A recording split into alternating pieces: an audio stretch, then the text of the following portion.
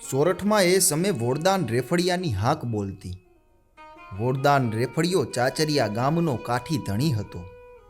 વિકરાળ લૂંટારો હતો. 300 ઘોડા હાંકતો. એક રાતે ચાચરિયાની ડેલીમાં ડાયરો મળ્યો છે. નગરની લૂંટ કરીને વોરદાન ચાલ્યો આવે છે. લાલચુ રાવળ બારોટ ગોઠણભર થઈને વોરદાનને બિરદાવી રહ્યો છે કે ભલો ભલો વોરદાન, વોરદાન તે તો કોઈથી ન થાય તેવો કામો કર્યો. નગર લૂંટ્યું. અરે નગર હુંદી નારિયું ને કુંજ્યું જી કર લાય, વાઢ દિયે વોરદાનીઓ માઢ બજારા માય. રંગમતીને કાંઠે વોરદાન, તે જે ટાણે હાથ કર્યો તે ટાણે આખા નગરની અસ્તરિયું નાતી ધોતી કુંજળિયું જેવી કલ્પાંત કરતી નાઠી. અને વોરદાનિયા, તે તો મોટી બજારે જઈને તરવારીઓના વાઢ દીધા, પણ જામની ફોજ તુને પોગી નહીં. બાપ વોરદાન, કે જલમ્યા કે જલમશે ભોમ અનેરી ભાત્ય, કેદી નાવે કાઠીઓ રેફડિયારી રાત્ય. અરે બાપ, કંઈક કાઠીઓ જન્મા, કંઈક કાઠીઓ જન્મશે, કંઈક એના પરાક્રમની રૂડી ભાત્યા ભૂમકાને માથે પાડશે. પણ ઓ કાઠીઓ, વોરદાન જે રાતે જન્મ્યો એ રાત હવે ફરી નહીં આવે. કસુંબે ચકચૂર ઝાચક આવા દોહા લલકારી રહ્યો છે, અને વોરદાન પોતાના મનમાં પોરસાતો મૂછે વળ દેતો સાંભળે જાય છે. તે ટાણે એક વટે માર્ગુએ આવીને એને રામ રામ કર્યા. રામ, વોરદાને સામા કયા. ક્યાં રેવા? રેવા તો બરવાડે. બરવાડે? લીંબડીવાળું બરવાડું કે? હા આપા, ઘેલાસાનું બરવાડું. ઘેલાસાનું બરવાડું કહેતા તો વોરદાને દાંત કાઢ્યા અને ચારણે પણ ટપકું મૂક્યું કે તારા જે ચાચરિયા તણો ભાગ જ ભરાય ના, સીમાળે ગેલોસા વાઢે ખડવોરદાનિયા. ઓ વોરદાન, તારા ચાચરિયા ગામનો ભાગ ભરવા ઘેલોસા આવી શકે નહીં. ઈ તો તારે સીમાડેથી ખડ વાટે ખડ. તારા ખડા તો ઈ ભરી રહ્યો. ઘેલાસા નામના વાણિયાની આવી ફજેતી સાંભળતો વોરદાન હસે છે. દારૂના શીશામાંથી એક પછી એક પ્યાલીઓ ભરાતી આવે છે. પોતે પીવે છે. દાયરો રંગમાં છે. એમાં વટે માર્ગું ઉઠીને અંધારી રાતે ખાધા વિના ચાલી નીકળ્યો અને ઉપડતે પગે બરવાડે પહોંચી ગયો. બાપનું નામ માધાસા, માનું નામ લીલબાઈ, અસલ વતની મૂડીના. ત્યાંથી માધાસા લીંબડી આવી વસ્યા. રાજના કામદાર નિમાયા. એમ કરતાં લીંબડી ઠાકોરે પોતાના 12 ગામ બરવાળા પંથકના હતા તેનો વહીવટ કરવા માધાસાને બરવાડે મોકલ્યા. આ બરવાડું ગામ અસલમાં નાનું ગામડું હતું. બોટાદથી 8 ગાંવ ઉપર ભાલને કાંઠે એ ગામના તોરણ બાંધીને માલધારી ચારણો રહેતા ને માલ ચારતા. એકવાર દુકાળ પડ્યો. ચારણો પાડોશના કાઠીઓને ગામની રક્ષા ભળાવી માલ સાથે માળવા પંથકમાં ઉતરી ગયા. વળતી સાલ સોરઠમાં મેં સારો થયો સાંભળીને ચારણો માલ હાંકીને પાછા વળ્યા. આવીને જુએ ત્યાં પાડોશી કાઠીઓએ ગામ પચાવી પાડેલું. ઝાંપામાં એમને દાખલ થવા જ દીધા નહીં. ચારણોએ ઘણા કાલાવાલા કર્યા, ધા નાખી, પણ કાઠી માન્યા નહીં. છેવટે એ ગામેથી ચારણના સ્ત્રી, દીકરો અને દીકરાઓ ત્રણેય ત્યાં ત્રાગુ કરીને ઝાંપે લોહી છાંટ્યા, જીવ કાઢી દીધો. ત્રણેયના પાળિયા આજે પણ બરવાળાના દરબારગઢમાં મોજૂદ છે. વાંસેથી કાઠીઓ ઘસાઈ ગયા. ગામ લીંબડીને માંડી આપ્યું. એ કાઠીનો વંશ અત્યારે બોટાદ પાસે નાગલપરમાં જીવે છે. એ બરવાડું માધાસાના હાથમાં આવ્યું એટલે સંવંત 1835માં એણે અંદરનો ગઢ બંધાવ્યો. તે વખતે તો ગામ નાનું હતું, ગઢમાં જ સમાઈ જતું. અત્યારે જ્યાં બજાર છે ત્યાં તો નદીનું વહેણ હતું. એ વહેણની એંધાણી તરીકે ખીજડો ને ખજૂરી અત્યારે ઊભા છે. આ માધાસેને ઘેર ઘેલોસા પાક્યો. જેવી છીપ તેવું જ મોતી નીવડ્યું.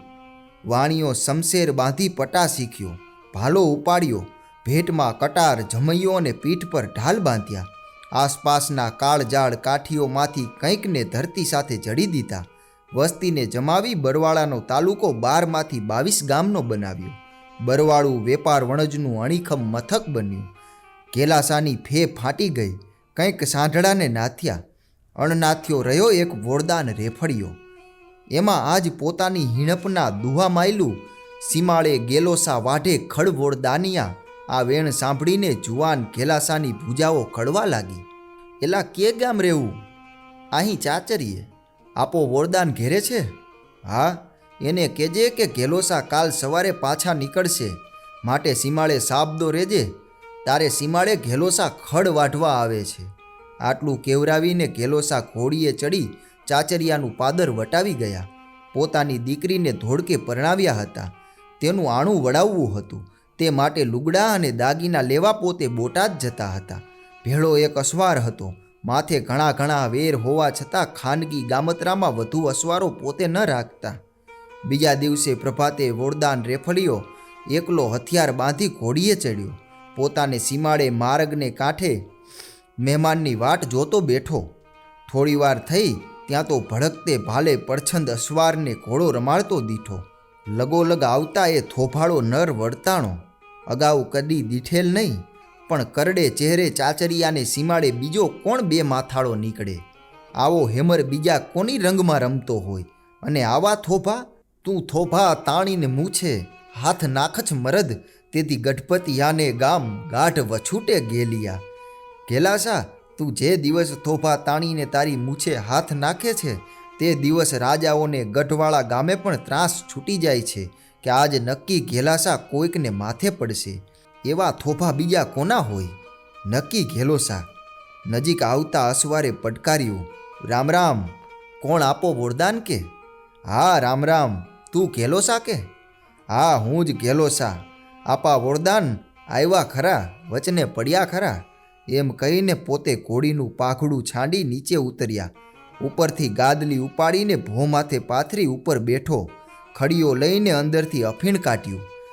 લ્યો આપા વરદાન, આજ હું તમારો મહેમાન થયો. આ લ્યો, કાઢો કસુંબો, પ્રેમથી પીએ. વરદાન નિરખી રહ્યો. આ તે કઈ જાતનો શત્રુ? આ ટાણે કસુંબો પીવા બેસે છે? આવી ખાનદાની દેખીને વરદાનનું અડધું જોર નીતરી ગયું. ફરી ઘેલોસા બોલ્યો, આપા વરદાન, બેઠા કાં? કાઢો જટ કસુંબો. પીધા વગર કંઈ ચાલશે? આપણી આજ પ્રથમ પહેલી ઓળખાણ કહેવાય, ને વળી હું તમારે સીમાડે મહેમાન. કસુંબો નીકળ્યો. બેય જણાએ સામસામી અંજળીઓ ભરી પીવરાવી. બેયની આંખો ઘેઘૂર બની ગઈ. ઠીકા ઠીકનો કેફ આવી ગયો ત્યારે ઘેલાસાએ હાકલ કરી, હા આપા વરદાન, હવે ઉઠ, ચડ ઘોડીએ. આજ તારે સીમાડે બેમાંથી કોણ ખડ વાઢે છે એ નક્કી કરવું છે. ત્યારે હવે માટી થાજે વાણિયા. આવી સામી હાકલ કરીને વરદાન રેફડીએ ઘોડી પલાણી. બેય અસવાર થયા. ભમર ભાલે ઘોડીઓ કુંડાળે નાખી. ચક્કર બંધાઈ ગયું. ઘોડીની તબડાટી બોલી ગઈ. બરાબર જમાવટ પડીને પડ ગાયજું ત્યાં ઘેલાસાની બેઠક નીચેથી પલાણ સરવા લાગ્યું. સમજાયું કે ઘોડીનો તંગ ઢીલો પડી ગયો છે. એમને એમ કુંડાળે ફરતા ફરતા પોતે નીચે ઉતર્યો. દોટ દેતી ઘોડીની સાથે પોતે પણ દોડતા દોડતા કસી કસીને તંગ તાણ્યો. ઘોડાની ઘમસાણમાં તંગ લીધેલ તાણી, ફોજુમાં લાડો ફરે ગેલો માધાણી. ઘોડાની ઘમસાણ વચ્ચે તંગ તાણીને માતાસાનો બહાદુર બેટડો ઘેલાસા વરલાડડા જેવો દીપતો ફરવા લાગ્યો. અને ધીંગાણું જામતાની વાર લગોલગ થયા કે તુરત જ ઘેલાસાએ વેરીને પહેલો વાર દીધો. હા વરદાન, ઘા કરી લે, પેલો ઘા તારો. જા, પછી મનની મનમાં ન રહી જાય. આ લે ત્યારે પેલો ઘા હવા લાખનો. કઈ વરદાને ભાલાનો ઘા કર્યો. કોઈ દિવસ નિશાન ન ભૂલેલો એ અચૂક ભાલો આજ નિશાન ચૂકી ગયો. ઘેલાસાએ ઘોડી ગોઠણભેર કરી દીધી. ભોંઠો પડીને વરદાનનો ભાલો ભોમાં ખૂંટ્યો. ઘેલાસાએ ગર્જના કરી, એ વરદાન, એમ ઘા ન થાય. જો ભાલું આમ ફેંકાય. એમ કઈ ભાલું ફેંક્યું. ઘોડીના તરિંગ વીંધીને ભાલું ભોયમાં ગયું. ઘોડી પૃથ્વી સાથે જડાઈ ગઈ. વરદાન નીચે પડ્યો. ઘેલાસાએ તલવાર ખેંચીને કહ્યું કે તને મારવો હોય તો આટલી જ વાર, પણ ના, હું ઘેલાસા, તુને એમ ન મારું. મારે તો તારો ગર્વ જ ઉતારવો હતો. દિગ્મૂઢ બનીને વરદાન ઊભો રહ્યો. ઘેલાસાએ કહ્યું, પણ આપણા મેળાપની નિશાની લેતો જા. એમ બોલીને વરદાનના વાંસામાં તલવારની પીછી વડે ચરકા કર્યા. એવામાં બરવાળાના રસ્તા ઉપર નજર કરે ત્યાં આંધી ચડેલી દેખાઈ. ઘોડે સવારોનું સૈન્ય આવતું લાગ્યું. એ ઘેલાસાનો જમાદાર ભાખરજી પોતાના માલિકની મદદે ચડી દોટાવીએ આવતો હતો. વરદાન થરથરી ઉઠ્યો. ઘેલાસાને પણ લાગ્યું કે નક્કી ભાખરજી વરદાનને મારી નાખશે. એ બોલ્યો, વરદાન હવે નાસી છૂટ.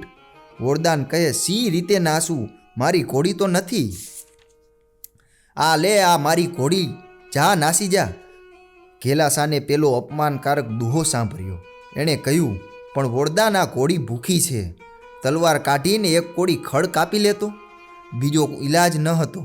વોરદાને તલવારથી ખડ વાટ્યું, પછી નાસી છૂટ્યો. આ પ્રસંગને અમર રાખવા કેટલાયક ચારણો અસલનો દુહો ઉથલાવીને આ રીતે પણ કહે છે કે તારા જે ચાચરિયા તણો ભાગ જ ભરાય ના, સીમાડે ગેલોસા વઢાવે ખડ વોરદાનિયા. હે વોરદાનિયા, બીજા કોઈથી તો તારા ચાચરિયાની નીપજમાંથી રાજભાગ નથી લેવાતો, પણ તારે જ સીમાડે ઘેલોસા તારી પાસે ખડ વઢાવી શકે છે. અસવારો આવી પહોંચ્યા. પૂછ્યું, કાં દાજી, ક્યાં ગયો વોરદાન? ઘેલાસાને સૌ દાજી કહેતા.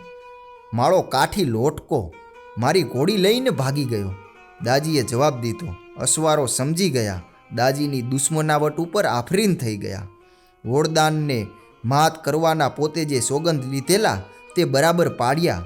એવી રીતે પોતે જે બોલતા તે પાડીએ જ કહેતા.